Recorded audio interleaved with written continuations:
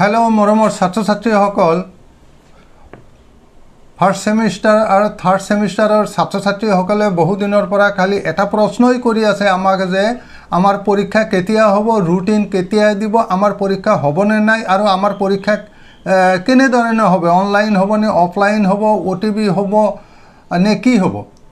সেইটো সম্পৰ্কে আজিৰ এই ভিডিঅ'টো বনাই আছো। আমি যিমান দূৰ তথ্য সংগ্ৰহ কৰিব পাৰিছো সেই তথ্যবিলাক তোমালোকক দিম যে এই পৰীক্ষা দুটা কি হ'ব।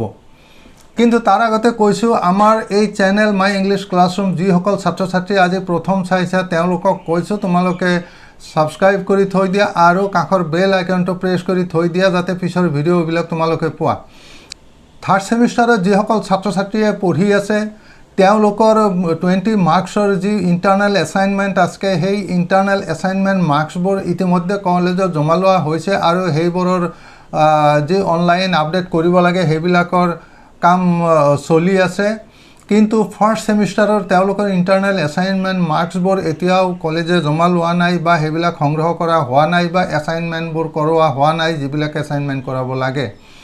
গতিকে এই দুটা পৰীক্ষা সম্পৰ্কে ইউনিভাৰ্চিটি লেভেলত বিভিন্ন ধৰণৰ জল্পনা কল্পনা চলি আছে। ইউনিভাৰ্চিটিৰ পৰীক্ষাসমূহৰ লগত জড়িত থকা এটা বিশেষ নিৰ্ভৰযোগ্য সূত্ৰৰ লগত যোগাযোগ কৰি জানিব পৰা গৈছে যে ইতিমধ্যে ভাইচ চেঞ্চেলৰৰ আহ্বানত এটা জৰুৰী মিটিং হৈ গৈছে এই পৰীক্ষা দুটা সম্পৰ্কে আৰু বিশেষকৈ দুটা সিদ্ধান্ত লোৱা হৈছে। এতিয়া এই দুটা সিদ্ধান্ত কি লোৱা হৈছে সেইটো সম্পৰ্কে মই কৈ আছো।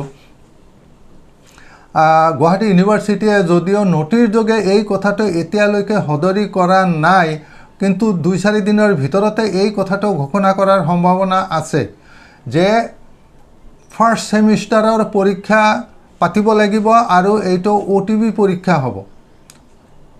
ফিফথ সেমিষ্টাৰৰ পৰীক্ষা যেনেকৈ হৈছে online OTB open text book examination ঠিক তেনেকৈ হ'ব। গতিকে ছাত্ৰ ছাত্ৰীসকলে সেই হিচাপে প্ৰস্তুতি ল'ব লাগিব আৰু অনলাইন পৰীক্ষা দিওঁতে কি কি ষ্টেপ পাৰ হ'ব লাগে আমাৰ চেনেলৰ ভিডিঅ'বোৰ দিয়া আছে সেইবোৰ তেওঁলোকে চাই ল'ব আৰু প্ৰস্তুত হ'ব।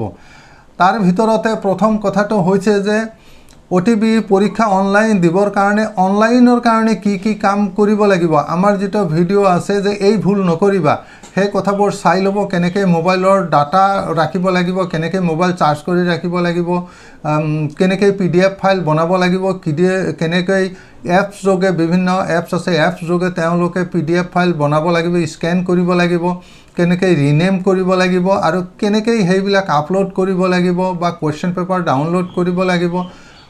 এনসাৰ শিট আপলোড হলে আপলোড যদি নহয় তেওঁলোকে কি কৰিব এই কথাবিলাক আমাৰ ভিডিঅ' যিবিলাক আছে সেই ভিডিঅ'বিলাকৰ পৰা জানি ল'ব, সাৰ্চ কৰি ল'ব আমাৰ মাই ইংলিছ ক্লাছৰুমৰ চেনেলত। আৰু বাকি তেওঁলোকৰ SOP ওলোৱাৰ লগে লগে মই তেওঁলোকৰ পৰীক্ষাৰ ওপৰত এটা ভিডিঅ' বনাই দিম গোটেই প্ৰচেছটো কেনেকুৱা হ'ব আৰু কেনেকুৱা পেজত লিখিব লাগিব, টেমপ্লেট থাকিব নে নাই এই গোটেই কথাবিলাক SOP ওলাব আৰু সেইমতে মই সকলো ছাত্ৰ ছাত্ৰীকে জনাই দিম। আমাৰ চেনেলটো তোমালোকে চাই থাকিবা। তাৰপিছত আহিল থাৰ্ড সেমিষ্টাৰৰ কথা। থাৰ্ড সেমিষ্টাৰৰ যিবিলাক নম্বৰ লোৱা হৈছে সেই নম্বৰৰ ভিত্তিত তেওঁলোকক পৰীক্ষা নোলোৱাকৈ পাছ কৰাই দিয়া যাব নেকি এই সম্পৰ্কে বিচাৰ বিবেচনা কৰি থকা হৈছে।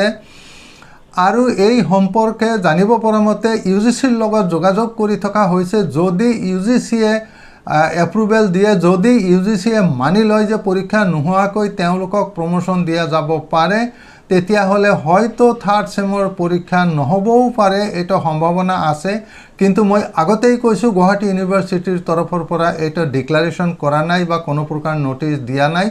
মই বিশ্বস্ত সূত্ৰৰ পৰা জানিব পৰা মতে এই কথাবিলাক গুৱাহাটী ইউনিভাৰ্চিটিৰ মিটিঙত আলোচনা হৈছে আৰু UGCৰ লগত যোগাযোগ চলি আছে। আৰু ফিফথ সেমিষ্টাৰৰ পৰীক্ষা প্ৰায় শেষৰ ফালে। গতিকে ইতিমধ্যেই 2-4 দিনৰ ভিতৰতে এই সম্পৰ্কে এটা ক্লিয়াৰ ডিক্লাৰেশ্যন হ'ব বুলি জানিব পৰা গৈছে। আমাৰ চেনেলটো সকলো ছাত্ৰ ছাত্ৰীয়ে চাই থাকিব আৰু ইতিমধ্যে যিমান ভিডিঅ' দিয়া হৈছে সেই ভিডিঅ'বিলাক যাতে তেওঁলোকে চাই থাকে যাতে অনলাইন পৰীক্ষা দিয়াৰ সময়ত তেওঁলোকৰ কোনো প্ৰকাৰ অসুবিধা নহয়। আজিলৈকে এইখিনিয়ে। ধন্যবাদ, শুভেচ্ছা থাকিল।